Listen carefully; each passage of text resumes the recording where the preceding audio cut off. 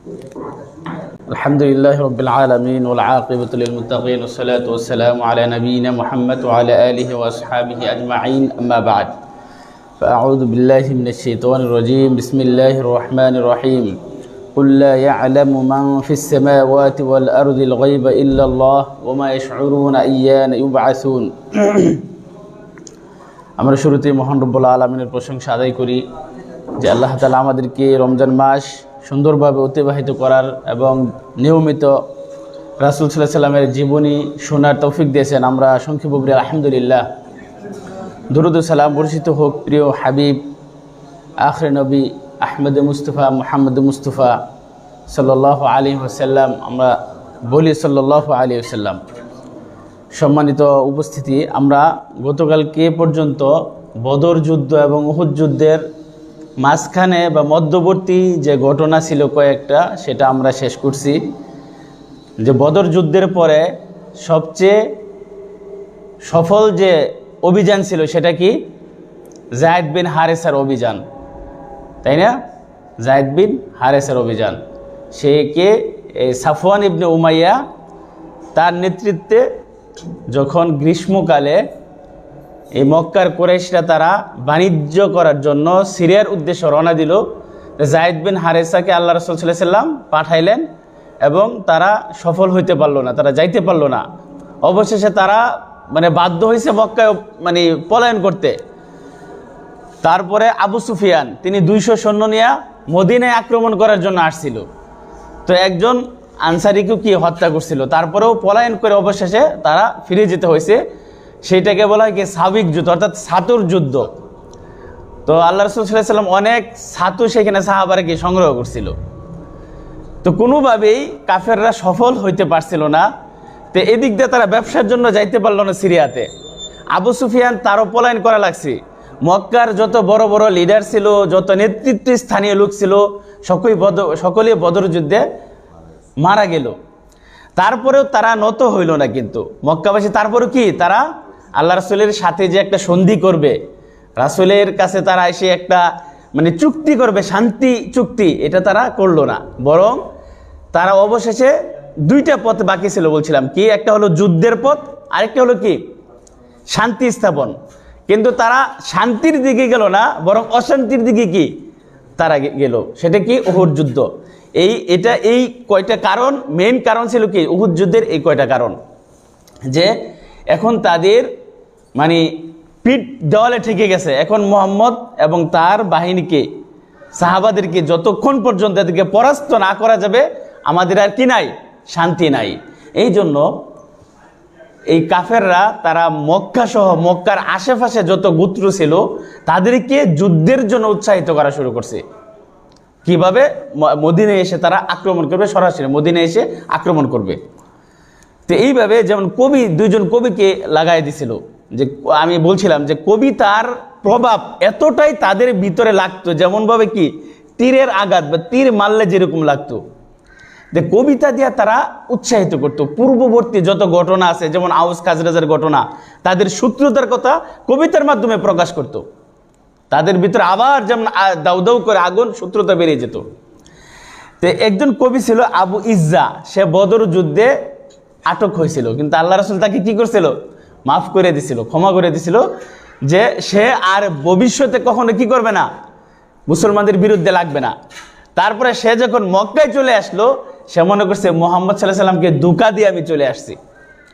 তো সেও বিভিন্ন গোত্রতে গিয়া, বিভিন্ন সম্প্রদায়, বিভিন্ন কওমে গিয়া এরকম বিভিন্ন কাফেরদেরকে তারা উৎসাহিত করতে থাকলো। অবশেষে যেমন যারা কুরাইশের মধ্যে নেতৃত্ব স্থানীয়, তাদের মধ্যে যে ইকরামা ইবনে আবু জাহেল, আবু জাহেলের ছেলে, তার নাম কি? ইকরামা। সাফওয়ান ইবনে উমাইয়া, ওই যে বাণিজ্যের জন্য যাইতে পারল না সিরিয়াতে, অবশেষে পলায়ন করে মক্কায় চলে আসতে হয়েছে।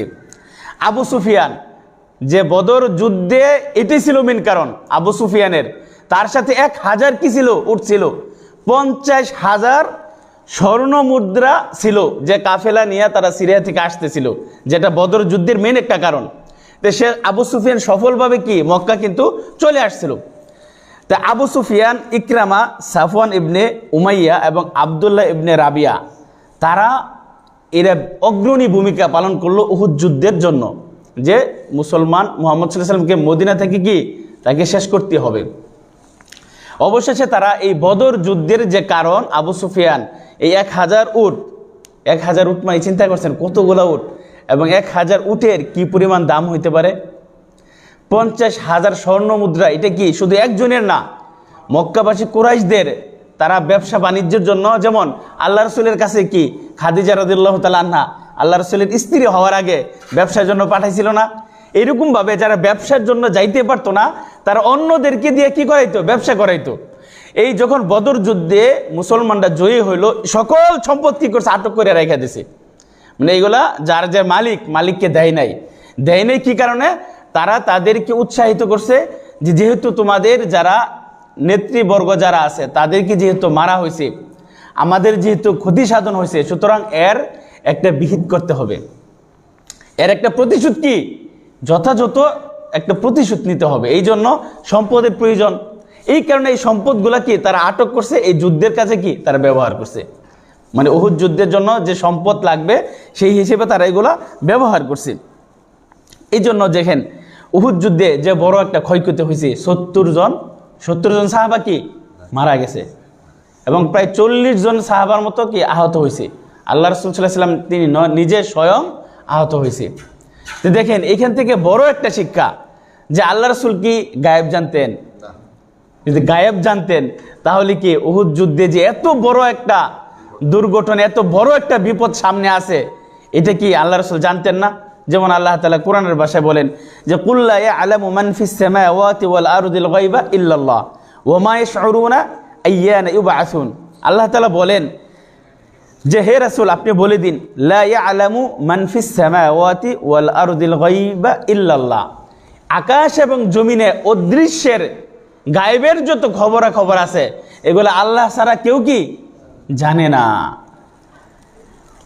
তারপরে তিনি বলেন যে ওমা ইয়াশউরুনা আইয়ানা ইউবআসুন, কখন পুনরুত্থান করা হবে, অর্থাৎ কখন মানুষ কবর থেকে উঠে আসবে, কখন কিয়ামত হবে, এটাও মানুষে কি বুঝে না, এটা তাদের আয়ত্তের বাহিরে, তারা এটা বুঝতে পারবে না, টের পাবে না। যেমন সূরা আরাফে এটাকে আল্লাহ তাআলা আরো বলেন যে ওয়ালাউ কুনতু আলামুল গায়বা লাস্তাকসারতু মিনাল খায়র, যে যদি আমি গায়েবের খবর জানতাম, আল্লাহ রাসূলকে তিনি বলেন যে আমি যদি গায়েবের খবর জানতাম লাস্তাকসারতু মিনাল খায়র, তাহলে কল্যাণের দিক দিয়ে আমি ওদিক কি থাকতাম, অগ্রণী থাকতাম, আমি সবচেয়ে বেশি আগায়া থাকতাম। কিন্তু তিনি গায়েবের খবর জানেন না। ওমা মাস্তানিয়াসু, কোনো অনিষ্ট আমাকে স্পর্শ করতে পারতো না। এই যে উহুদের যুদ্ধে এতগুলো আল্লাহ রাসূলের চাচা হামজা রাদিয়াল্লাহু তাআলা আনহু তিনি মারা গেছেন। তিনি কত বড় একজন যোদ্ধা ছিলেন। তিনি বলছিলেন যতক্ষণ পর্যন্ত এই মদিনার বাইরে গিয়ে ওদের সাথে যুদ্ধ না করব ততক্ষণ পর্যন্ত আমি কোনো খাবার স্পর্শ করব না, এই উহুদ যুদ্ধের আগে। তারপরে আল্লাহ রাসূলকে তিনি কিভাবে সর্বদাই তিনি সহযোগিতা করেছেন। তা আল্লাহ রাসূলের প্রিয় চাচা তিনি কি উহুদের যুদ্ধে মারা গেছেন। তাহলে যে আমরা এখান থেকে বুঝলাম যে আল্লাহ রাসূল গায়েবের খবর কি জানেন না। তো যারা আমরা দাবি করি যে আল্লাহ রাসূল কি গায়েবের খবর জানেন, বরং এটা যদি না বলি তাহলে রাসূলের ক্ষেত্রে কি এটা অসম্মান হবে, এটা রাসূলের কি মান ক্ষুণ্ণ হবে। আল্লাহ তাআলার কোরআন আয়াত থেকে কি আমরা এটা বুঝতে পারি, এটা কি যে আল্লাহ রাসূল গায়েবের খবর তিনি জানতেন না। উহুদ সম্পর্কে যদি বলি, দেখেন আল্লাহ রাসূল সাল্লাল্লাহু আলাইহি সাল্লাম এক সময় তিনি উহুদের পাহাড়ে ওঠেন। উহুদের পাহাড়ে উঠে তিনি বলেন যে পাহাড়ে যখন উঠছেন তখন দেখি উহুদ পাহাড় কি কাঁপা শুরু করছে। আর মদিনার মধ্যে আমরা একটা হাদিস জানি, যে ব্যক্তি কোনো মানুষ যখন মারা যাবে, যদি কেউ জানাজার সলাত আদায় করে 1 কিরাত পরিমাণ কি সওয়াব পাবে, যদি কেউ দাফন কাজ সম্পন্ন করে সে কিরাতান 2 কিরাত সওয়াব পাবে। এই কিরাতটা কি, এই 1 কিরাত হচ্ছে উহুদ পাহাড় পরিমাণ, সম পরিমাণ নেকি তার আমলনামায় যোগ হবে। সুবহানাল্লাহ। আর উহুদ পাহাড়টাকে অনেক বড় একটা পাহাড়, উহুদ পাহাড়ের সীমানা শেষ, তারপরে তায়েফের সীমানা শুরু। এত লম্বা পাহাড় আপনার মদিনায় গেলে দেখতে পাবেন। আর মদিনা উহুদ পাহাড়টা আপনার মসজিদে নববীর উত্তর গেটে, উত্তর সাইড, দক্ষিণ দিকে তো হ্যাঁ কাবা, তাহলে উত্তর দিকে বরাবর একদম উহুদ পাহাড়, হেঁটেও যাওয়া যায়। তাহলে এই উহুদ পাহাড়ে যখন আল্লাহ রাসূল সাহাবাদেরকে নিয়ে উঠলেন, আবু বকর রাদিয়াল্লাহু তাআলা ছিল, উমর রাদিয়াল্লাহু তাআলা ছিল, এবং উসমান রাদিয়াল্লাহু তাআলা ছিল। যখন কাঁপা শুরু করছে তখন আল্লাহ রাসূল বললেন যে উসবুত ইয়া উহুদ, যে তুমি থামো, স্থির হও, কারণ ফাইন্নাকা নাবিয়্যুন ফাইন্নামা আলাইকা নাবিয়্যুন ওয়া সিদ্দীকুন ওয়া শাহিদানি, তোমার উপরে কে আছে? একজন নবী আছে, একজন সিদ্দিক আছে, দুজন শহীদ আছে। দুজন শহীদ কে? উমর রাদিয়াল্লাহু তাআলা আনহু শহীদ হয়েছিল না? উসমান রাদিয়াল্লাহু তাআলা আনহুকে শহীদ করা হয়েছিল না? আর সিদ্দিককে আবু বকর রাদিয়াল্লাহু তাআলা আনহু। তারপরে উহুদ পাহাড় তিনি কি হয়ে যান? তিনি চুপচাপ হয়ে যান বা তিনি স্থির হয়ে যান। তাহলে আমরা এই উহুদ যুদ্ধের প্রারম্ভিক বা শুরুটা যেভাবে হলো আর কি, ভূমিকা স্বরূপ আমরা কিছু কথা শুনলাম। এই সম্পর্কে আল্লাহ তাআলা তিনি আরও বলেন সূরা আনফালে যে ইন্নাল্লাযীনা কাফারু ইনফিকুন আমওয়ালাহুম লিয়াসুদ্দু আন সাবিলিল্লাহ ফাসায়ুনফিকুনহা সুম্মা তাকুনু আলাইহিম হাসরাতান সুম্মা ইগলাবুন, যেসব লোক সত্যকে মেনে নিতে অস্বীকার করেছে তারা আল্লাহর পথ হতে বাধা দেওয়ার জন্য তাদের ধন সম্পদ ব্যয় করে থাকে। আল্লাহর পথ থেকে বাধা দেওয়ার জন্য তারা নিজের জান মাল কি তারা ব্যয় করতেছে, আল্লাহর পথ থেকে মানুষকে বিরত রাখার জন্য। তারা তা ব্যয় করতেই থাকবে, অতঃপর এটা তাদের দুঃখ ও অনুশোচনার কারণ হবে। কারণ হয়েছে না? তারা বদর যুদ্ধে পরাজয় বরণ করছে, বিভিন্ন যুদ্ধে তারা পরাজয় বরণ করছে, তারপরে কি তাদের ক্ষতি হয়েছে? তাদের কোনো উপকার হয়েছে? হয় না। তারপরেও তারা এটা বুঝতে পারে নাই, তারা অনুধাবন করতে পারে নাই, তারা এটা থেকে বিরত থাকে নাই। পরে তারা পরাজিতও হবে, পরাজিত হয়েছে সুম্মা ইগলাবুন, শেষে কি বদর যুদ্ধে পরাজয় হয়েছে। উহুদ যুদ্ধে যদিও সাময়িকভাবে এটা কি কাফেরদের বিজয় বলা যেতে পারে না, সাময়িকভাবে মুসলমানরা ক্ষতিগ্রস্ত হয়েছে, কিন্তু কাফেররা শেষে কি হয়েছে? তারা কিন্তু শেষে পিছপা হইতে চলে গেছে, তারা বিজয়ী অর্জন করতে পারে নাই। সম্মানিত উপস্থিতি, তাহলে এই উহুদ যুদ্ধে মুসলমানদের বিরুদ্ধে যুদ্ধ করার জন্য কতজন সৈন্যবাহিনী নিয়ে আসছিল? 3000। কতজন? 3000। আর বদর যুদ্ধে সৈন্য ছিল কতজন? 1000। আর মুসলমানদের সংখ্যা ছিল 313 জন। সেইখানে 3 ডাবল সৈন্য নিয়ে তারা মক্কা থেকে কোথায় আসলো? মদিনাতে আসছে, মুসলমানদেরকে একদম শেষ করে দেবে। আর মুসলমানদের সৈন্য সংখ্যা ছিল 1000।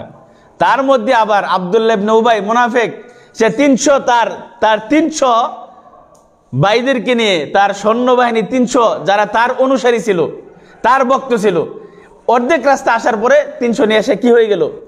চলে গেল। তো কত বড় একটা গাদ্দারি, কত বড়! কারণ তখন মানুষের মন ভেঙে যাওয়ার মতো একটা অবস্থা ছিল। তো এইরকম গাদ্দারি আব্দুল্লাহ ইবনে উবাই সে করছিল। তাহলে মুসলমানদের সংখ্যা ছিল 1000, শেষে যুদ্ধ করছে কতজন? 700। আর কাফেরদের সংখ্যা ছিল 3000। তার মধ্যে 3000 কি ছিল? উট ছিল। 3000 কি ছিল? উটই ছিল 3000। তারপরে 200 ঘোড়া ছিল, যে ঘোড়াতে উঠে কি করা যাবে? যুদ্ধ করা যাবে। 200 ঘোড়া তারা নিয়ে আসছে, 200 ঘোড়ার উপরে একটা লোকও কি উঠে নাই, যদি দুর্বল হয়ে যা।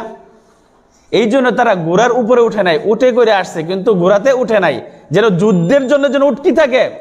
প্রস্তুত থেকে। কিরকম প্রস্তুতি নিয়ে তারা কি মক্কা থেকে মদিনায় আসছে। আর এই পুরা বাহিনীর সেনাবাহিনী ছিল আবু সুফিয়ান, যে পরবর্তীতে কি হয়েছিল? মুসলমান হয়েছিল। আল্লাহ তাআলা তার ভাগ্যে কি হেদায়েত রাখছিল। 700 লৌহ বর্ম ছিল, যেগুলা পরে কি করত? যুদ্ধ করত, লৌহ বর্ম। এবং তাদের কাছে এরকম মানে পূর্ণ প্রস্তুতি নিয়ে তারা এই যুদ্ধ করতে আসছিল।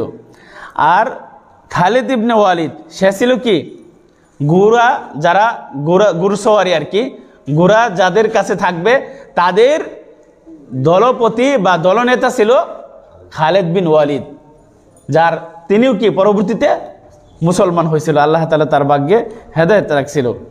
আর খালিদ বিন ওয়ালিদের সহযোগী ছিল ইকরামা, যে আবু জাহেলের ছেলে। এইভাবে তারা সৈন্যবাহিনী সাজায়া তারা মক্কার উদ্দেশ্যে কি তারা রওনা দিছিল। আর আব্দুল্লাহ ইবনে আব্বাস আব্বাস রাদিয়াল্লাহু তাআলা আনহু, আল্লাহ রাসূলের কে চাচা, তখনও তিনি কি, তখনও তিনি মক্কাতে, তার ভিতরে ঈমান ছিল, কিন্তু সে কি প্রকাশ ওইভাবে কি কাজ করতে পারছিল না। তো আব্বাস রাদিয়াল্লাহু তাআলা আনহু তিনি তার বিশ্বস্ত একজন লোককে, তার অনুগত যে গাদ্দারি করবেন এইরকম একজন লোককে তিনি খবর দিয়ে মক্কা থেকে মদিনায় পাঠাই দিলেন, যেন আল্লাহ রসুলের কাছে কি একটা পত্র লিখে তিনি পাঠাই দিলেন যে মক্কার কাফেরা তারা কি পূর্ণ প্রস্তুতি নিয়ে মদিনাতে আক্রমণ করার জন্য তারা অলরেডি কি পূর্ণ প্রস্তুতি তাদের হয়ে তারা রওনা দিবে। এই ব্যক্তি তিনি অতি দ্রুত বেগে তিনি এই মক্কা থেকে মদিনার দূরত্ব প্রায় কি 500 কিলোমিটার। কত কিলোমিটার? প্রায় 500 কিলোমিটার। এই 500 কিলোমিটার রাস্তা, তখন গাড়ি ছিল, প্রাইভেট কার ছিল, বিমান ছিল, কিচ্ছু ছিল না। এই উটে চড়ে, গাধায় চড়ে, ঘোড়ায় চড়ে তারা সফর করত। আর এখন আমরা আল্লাহু আকবার কত নিয়ামতে আমরা আছি। দেখেন, আপনি বাড়ি থেকে মসজিদে আসবেন তাও দেখবেন গাড়ি, সাইকেল, নয়তো বাইক, নয়তো প্রাইভেট কার। কত মানুষে কত বাজা, কত আরামের মধ্যে আছি আমরা। আল্লাহু আকবার। অদূর ভবিষ্যতে আরো কত কিছু যে আবিষ্কার হবে সেটা আমাদের কি জানা নাই। আরো কত কিছু হইতে, ঢাকা চলে যেতে আপনি দেখবেন যে মুহূর্তের মধ্যে আপনি যেখান থেকে সেখানে ঢাকায় চলে যেতে পারবেন, বিমানে উঠে, হেলিকপ্টারে উঠে, আরো সহজ হয়ে যাবে। এরকম হইতে পারে প্রিয় ভাইরা। তাহলে এই আব্বাস রাদিয়াল্লাহু তাআলা তিনি দূত পাঠিয়ে দিলেন, এই পত্রখানা আল্লাহ রাসূল সাল্লাল্লাহু আলাইহি সাল্লামকে এনে দিলেন। আল্লাহ রাসূল সাল্লাল্লাহু আলাইহি সাল্লাম যখন পাইলেন, পাওয়ার সাথে সাথে তিনি কি জরুরি মিটিং, জরুরি ভিত্তিতে কি রাখলেন, তিনি মিটিং আহ্বান করলেন সাহাবাদেরকে নিয়ে পরামর্শ ভিত্তিক পরামর্শ করার জন্য যে কি করা যায়। আনসার এবং সাহাবাদেরকে নিয়ে তিনি পরামর্শ করলেন। তাহলে আমরা আজকে এই পর্যন্তই থাক, কালকে ইনশাল্লাহ তার পরবর্তী ধাপ ইনশাল্লাহ আমরা জানবো। আমরা এখান থেকে যেটা জানতে পারলাম যে আল্লাহ রাসূলকে সেই নবুয়ত প্রাপ্তির পর থেকে রাসূলকে যে কষ্ট দিয়ে আসছিল কাফেররা, কষ্ট তারপরও দেওয়া কি করে নাই, বন্ধ করে নাই। মদিনাতে চলে আসছে, তারপরও কাফেরদের চক্রান্ত, কাফেরদের ষড়যন্ত্র, ইসলামকে ধ্বংস করার জন্য, ইসলামকে বিনষ্ট করার জন্য, আল্লাহর দাওয়াতকে বন্ধ করার জন্য তাদের সর্বাত্মক চেষ্টা তারা কি করেই গেছে, শক্তি দিয়ে, তারা জান দিয়ে, সব কিছু দিয়ে। এবং উহুদ যুদ্ধে তারা 15 জন নারী নিয়ে আসছে। তারা কি 15 জন নারী নিয়ে আসছে, কারণ নারীরা থাকলে তাদের শরীরের স্পিড কি পূর্ণদমে থাকবে, তারা পিছপা হবে না। কারণ নারীদেরকে রেখে তো তারা চলে যাবে না। আপনার বউ, আপনার বাচ্চাকে রেখে কি আপনি চলে আসবেন? আবু সুফিয়ান তিনি তার স্ত্রী হিন্দাকে নিয়ে আসছে, এইরকম কবিদেরকে নিয়ে আসছে যাদেরকে দেখলে তাদের যুদ্ধের স্পৃহা আরো বেড়ে যাবে, তারা যুদ্ধ থেকে পিছপা হবে না। এবং নারীরা কবিতা পাঠ করবে, যুদ্ধের জন্য তাদেরকে উৎসাহিত করবে বিভিন্ন কবিতা আবৃত্তি করে, যেন তাদের শরীরে আরো স্পৃহা বেড়ে যায়।